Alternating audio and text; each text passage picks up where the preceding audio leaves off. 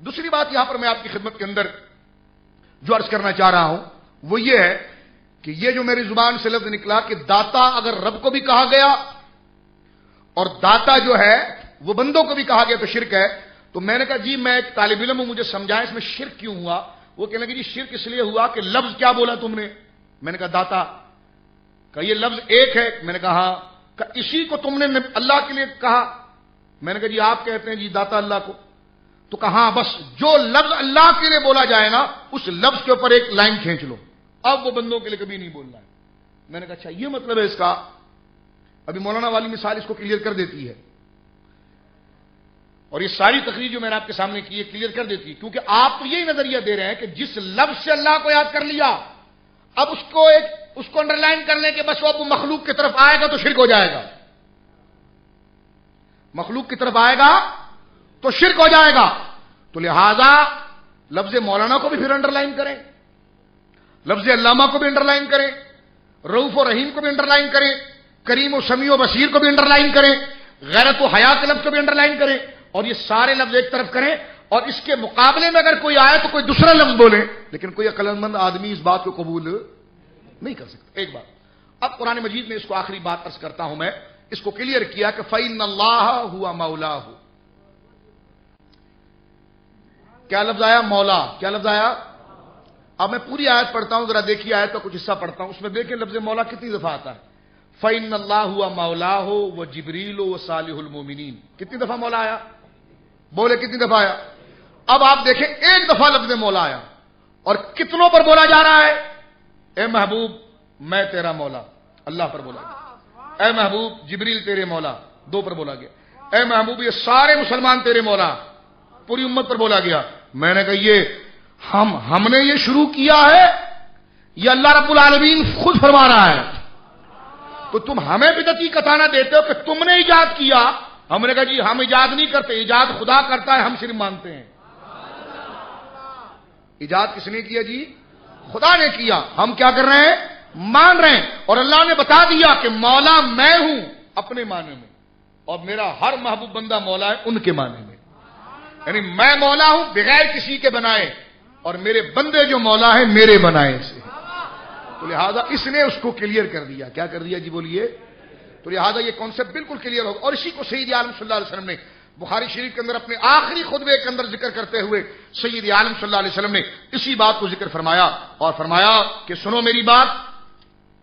صحابہ کرام علیہ رضوان جب بہت زیادہ پریشان ہو گئے اور انہیں اس بات کا پورا یقین ہو گیا کہ سید عالم صلی اللہ علیہ وسلم اب اس دار فانی سے رخصت ہونے والے ہیں اور رفیق اعلیٰ کا سید عالم صلی اللہ علیہ وسلم سفر کرنے والے ہیں, تو وہ آگے بڑے اور سرکار سے خطبے کے بارے میں کچھ عرض کیا.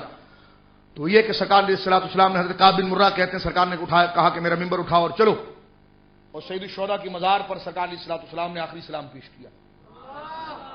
اور صحابہ کہتے ہیں سید الشہداء سے حضور نے ایسے بات فرمائی جیسے زندوں سے بات کی جاتی ہے. جیسے بولو.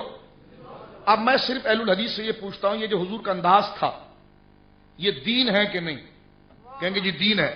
میں نے کہا یہ انداز کا اطلاق جو راوی خود کہہ رہا ہے کہ حضور نے ایسے بات کی جیسے زندوں سے کی جاتی ہے, یعنی اس کو بھی یہ پتا ہے کہ زندوں سے یوں بات کی جاتی ہے. اب وہ یہ کہہ رہا ہے کہ حضور نے یوں بات کی قبر والوں سے جیسے زندوں سے کی جاتی ہے. یہ تو صحابی کا نظریہ تھا. مجھے یہ بتا کہ سرکار کا کیا نظریہ تھا بات کرتے وقت. سمجھ رہے میری بات آپ؟ سرکار جب ایسی بات کر رہے ہیں, یعنی مثال کے طور پر ایک چیز جو سن نہیں سکتی, ایک چیز جو بول نہیں سکتی, ایک چیز جو سمجھ نہیں سکتی, ایک سی چیز جو ہے وہ ادراک و صلاحیت نہیں رکھتی. مثال کے طور پر یہ دیوار ہے اور کوئی شخص دیوار کے آگے کھڑے ہو کر بڑی زبردست انداز میں بات کر رہا ہو, جیسے ابھی اس نے سلام کر کے آپ کی خیریت پوچھی تھی, السلام علیکم ورحمۃ اللہ, خیریت سے ہیں, مزاج بخیر, بچے ٹھیک ہیں, یہی لب و لہجہ اس نے دیوار کے آگے پیش کیا, تو آپ یہ کہیں گے نا, آپ یہ کہیں گے اس کا دماغ چل پڑا ہے, اس کا دماغ چل پڑا ہے. یہ تو اس سے بات کر رہا ہے, یہ اس سے بات کر رہا ہے کہ جو نہ سن سکتا ہے, نہ دیکھ سکتا ہے, نہ سمجھ سکتا ہے. تو جب دیکھنے والا اس کو باعتبار تہمت اور آر کے کہے, اور یہ اصول اور نظریات نبوت میں سے ہے کہ نبی کا کوئی بھی فعل اور عمل ایسا نہیں ہوتا جس سے کسی اور کو اس کو مقدم کیا جائے یا اس سے لوگوں کے اندر اپنی ذاتی صلاحیتوں میں تنفر اور گھن آئے. نہ ان کے وجود کے اندر ایسا کوئی مرض ہوتا ہے، نہ ان کا مزاج، نہ ان کے فیصلے کے اندر ایسا کچھ ہوتا ہے، نہ ان کی نسبتوں کے اندر ایسا کچھ ہوتا ہے کہ جس سے ان سے کسی بھی حوالے سے تنفر ہو. ایک آدمی جو ہمارے سامنے پڑھا لکھا آدمی ہم سے ملے اور جا کر دیوار سے بات کرے، ہماری طبیعت میں تنفر آئے گا اس کے لیے. یہ تو پاگل آدمی ہے، یہ چلا ہوا ہے، اس کا دماغ چل گیا ہے، ایک دیوار کے آگے کھڑا ہے. لیکن صحابی جو یہ نظریہ پیش کر رہا ہے اور اس کے بعد حضور کی دسبوسی بھی کر رہا ہے اور علماء اس اصول کو مرتب بھی کر رہے ہیں کہ نبی کا کوئی بھی فعل ایسا نہیں ہوتا جس سے تنفر کیا جائے، تو پتا چلا کہ صحابی نے تو اپنے انداز میں تعبیر کیا جیسے نبی زندہ سے بات کر رہے ہیں، اور نبی نے جو بات کی ہے وہ اس نظریے سے کی ہے کہ یہ زندہ ہے اور سن رہے ہیں، اس لیے وہ تنفر نہیں ہے. سمجھ رہے؟ اگر ایسا نہیں ہوتا تو پھر وہ اصول ٹوٹے گا کہ جس میں نبی کا کوئی فعل اور عمل ایسا ہو کہ جس سے تنفر پایا جائے. خیر، سرکار لوٹ کر آئے. حضرت کعب بن مرہ کہتے ہیں کہ میں نے اس کے بعد پھر حضور کو خطبہ دیتے ہوئے نہیں دیکھا. یعنی ان کا اپنا ایک مشاہدہ ہے، اور وہ کہتے ہیں کہ اس کے بعد سرکار نے رفیق اعلیٰ کا سفر فرمایا تو سرکار علیہ الصلوۃ والسلام نے بخاری شریف کی حدیث ہے، کتاب الکوثر کے آخر میں ہے یہ حدیث، اور بالکل آخری حدیث ہے. سرکار نے سب کو بٹھا کر ایک بڑا طویل خطبہ دیا، اور طویل خطبے کے اندر پہلے ان کو مطمئن کیا، انی فرط لکم، گھبراؤ نہیں، میں تمہارا پیش رو ہوں، گھبرانا نہیں. لوگ کہیں جی نبی کو انجام سے خبر نہیں، تو میں نے کہ بخاری کا ترجمہ پھر کیا کرتے ہیں؟ یہ فرط کا کیا معنی کرتے ہیں آپ؟ انی فرط لکم، حضور نے فرمایا میں تمہارا منتظر ہوں حوض کوثر پر، گھبرانا نہیں. یعنی حضور ان کو وہ یہ سمجھ رہے ہیں صحابہ کرام علیہ رضوان، کیونکہ حضور کی تربیت میں ہے نا، تو جو بات ان کے سمجھ میں نہیں آتی وہ سوال کرتے ہیں، حضور جواب دیتے ہیں. اب ان کی بے چینی زبان حال میں سوال کر رہی تھی، حضور آپ چلے گئے، آپ چلے جائیں گے جیسے ہمارے ماں باپ چلے جاتے ہیں، اور پھر ہمارا ان سے رابطہ بحال بظاہر نہیں ہوتا، تو کیا آپ کے ساتھ بھی یہی ہوگا؟ زبان حال سے وہ کہہ رہے ہیں. تو حضور نے اسی زبان حال سے ان کو جواب یہ نہیں دیا کہ ہاں جس طرح وہ قبروں کے اندر ہے اس طرح میں بھی ہوں. فرمایا نہیں، انی فرط لکم وانا شہید علیکم، میں حوض کوثر میں تمہارا انتظار کروں گا. وانا شہید علیکم، بین سطور علامہ کرمانی کا حاشیہ بھی موجود ہے صحیح بخاری میں. فرمایا کہ میں تمہارے اعمال کو دیکھ بھی رہا ہوں، میں تم پر شہید ہوں. اب میں کہتا ہوں جانبین سے اگر مکالمے کو نظر رکھیں گے تو معنی کھلتا ہے. یعنی صحابہ نے یہ درد اس لیے پیش کیا کہ اب لگتا ہے کہ حضور کا جو ہمارے سے خیر خیریت پوچھنے کا اور سمجھنے کا جو رابطہ ہے وہ ٹوٹ جائے گا، اس لیے کہ حضور رفیق اعلیٰ کے سفر کر لیں گے، اور جو قبر شریف میں چلا جاتا ہے، جو قبر میں چلا جاتا ہے دوبارہ اس سے رابطہ نہیں ہوتا. تو ان کی جو شخصیت اور ان کی باڈی لینگویج اور جو ان کا کردار، جو وجود ان کا سوال بنا ہوا تھا، حضور نے انہی کا جواب دیا. فرمایا وہ اور لوگ ہوں گے جن کو خبر نہیں ہوتی، لیکن میرا سنو، انا شہید علیکم، میں تمہیں دیکھ رہا ہوں، تمہارے اعمال کی گواہی دے رہا ہوں.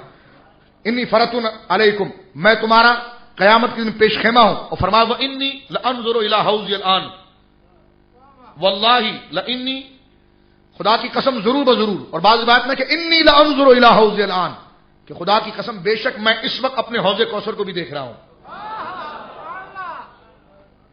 یہ خطبے کیوں نہیں پڑھے جاتے؟ حجۃ الوداع کے خطبہ پڑھا جائے گا صرف، یہ خطبے نہیں پڑھے جائیں گے. یہ خطبے پڑھیں تاکہ معاشرے میں سے یہ فرقہ واریت ختم ہو. فرمایا انی لانظر الی حوضی الان، میں اس وقت اپنے حوض کو دیکھ رہا ہوں، اس وقت میں اپنے حوض کو دیکھ رہا ہوں. وانی اوتیت مفاتیح خزائن الارض، اور اس وقت مجھے زمین اور آسمان کے خزانوں کی کنجی عطا کر دی گئی. اور آخری جملہ جو حضور نے ارشاد فرمایا وہ یہ ہے، ما خاف علیکم ان تشرکوا بعدی ولکن ان تنافسوا فیہا او کما قال. فرمایا ہاں میری یہ بات بھی سن لو، میں تو تم مجھ سے مطمئن ہو گئے؟ انہوں نے کہا جی حضور. فرمایا پھر میں بھی تم سے مطمئن ہوں. کہ وہ کیسے؟ فرمایا کہ ما خاف علیکم ان تشرکوا بعدی، مجھے اس بات کا خوف نہیں کہ تم میرے بعد شرک کرو گے. قسم اٹھا کر حضور نے فرمایا واللہ ما خاف علیکم ان تشرکوا بعدی، مجھے اس بات کا خوف نہیں کہ تم میرے بعد شرک کرو گے. ہاں ولیکن خوف ایک چیز کا ہے، ان تنافسوا فیہا، تم دنیا کے جھگڑوں میں پڑ جاؤ گے. تو جس کا خوف تھا وہ بتا دیا، جس کا خوف تھا وہ بتا دیا، اور جس کا خوف نہیں ہے اس کو منع کر دیا. اب یہ سیدھی سی بات تھی، سارا اختلاف ختم ہو رہا تھا. بعض دوست کہہ دیتے جی یہ تو صحابہ سے خطاب تھا، ہم لوگوں سے تھوڑی تھا کہ جو یہاں پر آئے ہیں. تو میں نے کہا صحابہ سے کیا خطاب تھا؟ کہا صحابہ سے یہ خطاب تھا کہ تم میرے بعد شرک نہیں کرو گے. میں نے کہا خطاب یہاں تو نہیں ختم ہوا، خطاب تو آگے تک تھا کہ دنیا کی محبت میں پڑ جاؤ گے. میں نے کہا یہ بھی صحابہ سے تھا.